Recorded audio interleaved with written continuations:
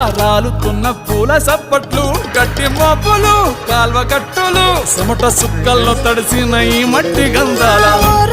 పల్లెటూరు దీని తీరే అమ్మ తీరు రంగులోన దాసి పెట్టి కొడుకుకిచ్చే